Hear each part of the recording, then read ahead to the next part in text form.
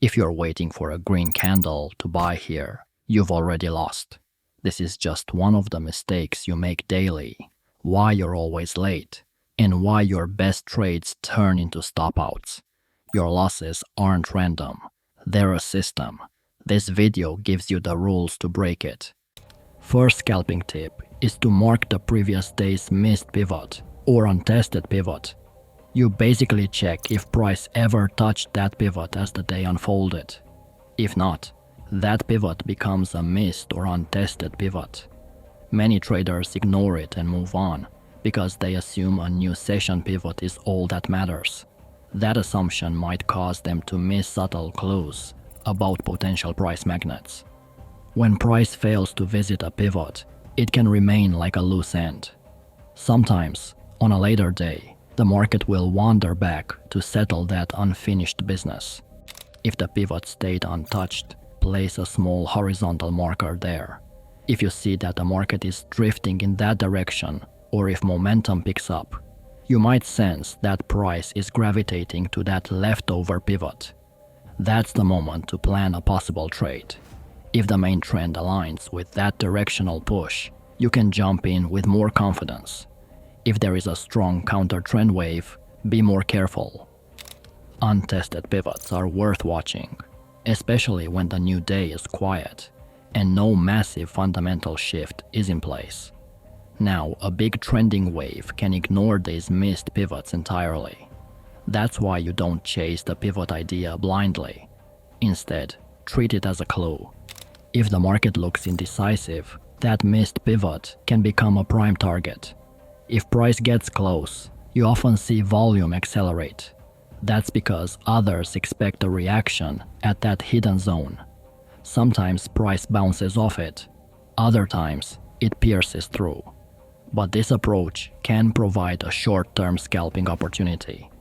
In a slow session, scanning for untested pivots can highlight pockets of volatility. If you see that yesterday's pivot was never reached, you can note that level. If the market creeps in that direction, you can plan a scalp or short swing if it lines up with your usual signals. For example, if you trade candlestick patterns, you might watch for a simple break above a micro resistance that points to an approach toward that pivot. You ride that wave in hope that the pivot is indeed acting as a magnet. You might notice a missed pivot from a few days back. That can remain relevant if the market is in a broad range or if it's drifting aimlessly. The concept of untested pivots matters in both trending and ranging markets. It might not be the only tool you use, but it's an extra lens to spot hidden magnet levels. Conventional wisdom says, wait for confirmation. I've said it countless times in my previous videos, but many new traders interpret this as watch for a green candle to close, then buy on the next candle. Well, in fast-paced sessions, you might miss the best entries. If you wait for a green candle to go long, you often might be too late. The price has already moved. An alternative tactic is to set your own zone first, then enter if price hits that zone, regardless of candle color. You focus on the level, not the candle. This means you need to plan your trades in advance. The color can mislead you because short-term price flips happen often. If you wait for that extra candle close, you might lose half the move. Your plan could revolve around a support or resistance, supply or demand, or a pivot level. And if price hits this spot, you already know what to do. You don't care if the candle heading there is red, green, or has a doji shape. You rely on a structure-based approach. The reason for ignoring candle color is that many real intraday moves start abruptly. If you wait for the perfect green bar, the entry might be on candle number 3 after a breakout. Meanwhile, the best reward to risk ratio might have occurred on the first touch of the zone. That's why more advanced scalpers often jump in while the candle is still forming. Focusing on pre-planned price zones also keeps your mind clear. If you stare at each candle, you might interpret random wicks or small color flips as a signal to do something. Instead, mark your zone before the market opens or during quieter times. Base it on a pivot, a prior day's high, or any other support or resistance zone. Then wait. If price charges into that zone with a giant red bar, don't be afraid to buy. If your rules say to buy that zone, you can take it even as the candle is printing red. You trust the level. If it fails, your stop is triggered. If it bounces, you catch the reversal at the best price. Many scalping guides revolve around 1 minute or 5 minute charts, and that's a reasonable approach. But for those seeking an even sharper look, second-based charts can be a game changer. A 15-second or 30-second chart creates new candles more frequently, so you see subtle pulses in price. If you trade a fast-moving stock like Tesla or an index future, those micro-shifts can reveal entry or exit moments with more precision. Another advantage is that second-based charts can give you a sense of momentum stalling. If you see a rapid series of green bars on a 10-second chart, then suddenly a red bar forms and pushes price back more than half of that previous wave. That's a quick sign the momentum may be fading. On a 1-minute chart, that might all appear in the same single candle, making it harder to interpret the shift. Scalpers who want tight risk management can react faster. They might exit or reverse if that microstructure breaks. Stocks with high volume can be ideal for second charts. If the stock is illiquid, second charts might show a bunch of gaps and weird prints. So choose actively traded names or markets. Some scalpers keep a second chart side by side with a 5-minute chart. They might confirm the bigger pattern on the 5-minute, then time their entries or exits using the 15-second chart. The 5-minute chart shows broader direction. The second chart helps with the accuracy. One caution is whipsaw. Second-based charts can produce many false starts if the market is choppy. You might see a tiny wave up, then a tiny wave down, all within a minute. If you chase every small move, you could get in trouble. That's why second charts must be used with a clear plan. Maybe you only trade in the bigger trend direction, or you only act when volume spikes above a threshold, or you wait for a certain breakout that aligns with the 5-minute structure, then zoom down to the second chart for the best fill. Scalpers often trade the same level multiple times. If price dips into a support zone, they might try to buy each bounce, and sometimes that works. But advanced scalpers sometimes do the opposite. They attempt one strike at the level, and if it fails, they move on. This rule can help avoid repeated losses. If your first attempt at that support zone fails, maybe it's not truly strong support. The logic is that the best trades often work soon after you enter. If it doesn't, the level might be weaker than you thought. Picture a scenario. You see a pivot line or some narrow range support. Price dips there once, and you buy. Suppose it doesn't bounce quickly. Instead, it breaks below or consolidates under that support. You exit and vow not to re-enter that same zone again soon. The zone might still hold eventually, but you skip further attempts. You wait for a brand new sign of strength or a pivot shift. This method can keep your mind fresh. If you keep banging your head at the same level, your frustration can lead to mistakes. Think about it. If it's truly a strong bounce zone, it often shows energy right away. If price hovers or creeps lower, that's not the decisive bounce a scalper wants. If you see no real follow-through within a few candles, you simply exit. Then refrain from repeating the same trade. You can modify the rule for breakouts too. If you see a resistance level that you expect to break, you might go long on the first push above it. If it fails quickly, you exit. Instead of jumping in again, you consider that a false breakout and you move on to another setup. Many new traders keep re-entering or doubling down hoping the level eventually holds or breaks. And this is a sure way to obtain other losses. So pick your best zone, wait for price to test it. If you see a fast rejection or bounce that you expected, good, you trade it. If the level is truly significant, it often yields a decent reaction on the first test. If you prefer building positions or letting trades develop, you might skip this tip. But for pure scalpers who hate watching multiple retests, this method can be a robust filter. Markets often have a typical daily range. That range might be 80 pips for a currency pair or $2 for a stock. This average changes over time, but many traders track the 10-day or 20-day average true range to get a sense of typical volatility. If you notice that your market has already hit or exceeded that average range by midday, it might be overextended. If the market has barely moved half its usual range and the session is half over, you might anticipate more movement ahead.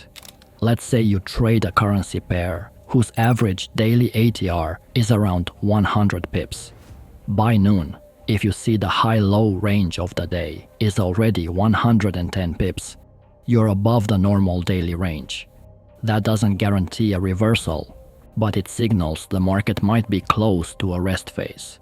Of course, there can be extraordinary days that double that range, but on an average day with no groundbreaking news, the odds of more huge moves may be smaller. So be careful about chasing further breakouts at that point. Now let's flip that scenario. Suppose by noon, it's only moved 30 pips. That's far below the 100 pip norm. There's more to come, possibly after a news release or a session overlap. You might expect a bigger push if something triggers momentum. This doesn't mean you blindly enter, but you stay prepared, knowing the market often covers more ground on an average day. If a catalyst appears, it can travel a good distance. Checking the daily range can stop you from over-scalping in a market that's already had its big run. Combine it with your pivot or zone analysis. If a missed pivot lines up with the idea that a day has no space to move, that synergy can enhance a reversal trade. Many scalpers love to trade news. It's one of the fastest ways to gain quick profits. Imagine a day with big NFP news to be announced. The numbers are released, and they look bullish. You expect price to rise, and price does spike up, but then it stalls and sinks back below the starting point. You've seen this hundreds of times. That's a failed reaction. If the market couldn't hold a bullish push on good news, it implies hidden selling or a lack of real buying interest. So you fade the move. You do the opposite of what a naive approach might suggest. This is a contrarian fade tactic. Many traders chase the news direction. They see a bullish headline, so they buy. If that move can't stick, they get trapped. Meanwhile, contrarians see the failure as a sign the market wants to go the other way. This method applies to economic releases, corporate earnings for a stock, or even a technical breakout that gets reversed quickly. This is the basic premise.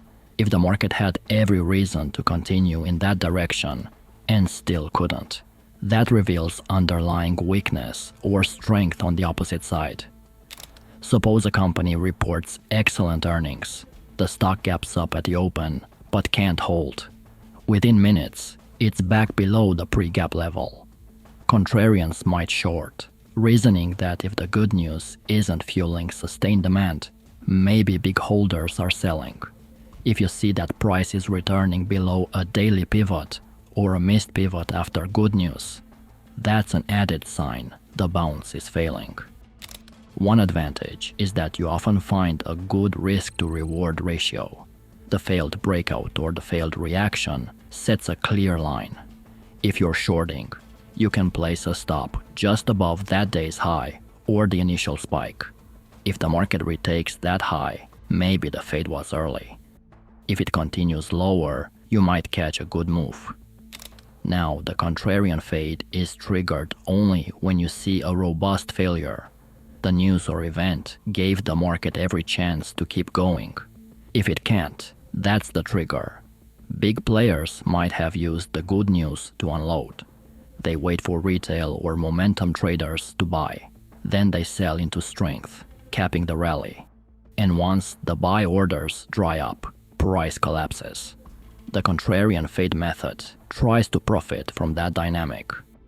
You can refine this with volume analysis. If you see a surge in volume on the initial spike, but no follow-through volume on the next bar, that can be a clue. Alternatively, if you see huge volume on the reversal bar, it might confirm big money selling. The concept stays the same. Watch how price reacts to a bullish or bearish catalyst. If that fails to sustain direction, consider the opposite trade. Most traders always set a strict take-profit level, and there's nothing wrong with this. But a small minority skip the price target step, aiming for bigger wins. They let the trade run until the market knocks them out by hitting a trailing stop or a structure break. This can be effective for catching big moves that go farther than expected. If you always place a target at, say, 20 pips, you might never see those 100 pip surges. By removing or loosening your target, you allow chance for a home run. That is the logic behind skipping fixed targets. This style needs a clear risk plan. You can't just hold indefinitely. You still define an initial stop loss. Maybe you base it on a pivot low or a certain percentage from your entry. But on the profit side, you remain open-ended. As price moves in your favor, you might trail your stop to protect some gains, but you let the trade keep running. When you skip the target, you have to handle the psychological strain of watching unrealized gains fluctuate. Suppose you're up 20 pips. Price dips to only 10 pips profit, so you worry. With no fixed target, that doubt will often creep in. A mechanical trailing stop can help. You set a rule such as move the stop to break even after X distance, or trail below the last swing low. This prevents you from giving back everything on a random pullback. Those who can't handle the emotional roller coaster might prefer partial profit taking. You could close half at a set target, letting the other half run. This tactic works well if your market produces big trending moves. If you're trading choppy conditions, you might get stopped out often before price ever truly runs. And that's normal, but if you know the market environment is supportive, those momentum sessions can spark extended moves, which is where skipping a fixed target might pay off. Some days, you'll pass up certain exit points. Then the market reverses, and you exit with a smaller profit than if you had a fixed target. That's part of the trade-off. But on other trades, you'll get a much better exit level. The biggest mistake with this method is letting a winning trade come all the way back to your initial stop because you refuse to exit. That's not the intention here. You want to preserve gains while allowing for more upside. The main idea is to give yourself the possibility of a larger trade. An overlooked step is to revisit the chart after the trade is done. What happened to the price after you closed the trade? Did it continue another 50 pips after you exited? Did it reverse shortly where you got out? Over time, you'll notice patterns in how you manage exits. I bet many times you'll discover you exit too soon. Price hits your small target, then marches on. You might discover that you repeatedly bail out of winners at the first sign of a small pullback. Then the market resumes upward. If that's the case, maybe using a micro trailing stop or partial exit could improve results. And if you're ready to fit this into a full A to Z trading system, that's what our academy is for. Link is in the description.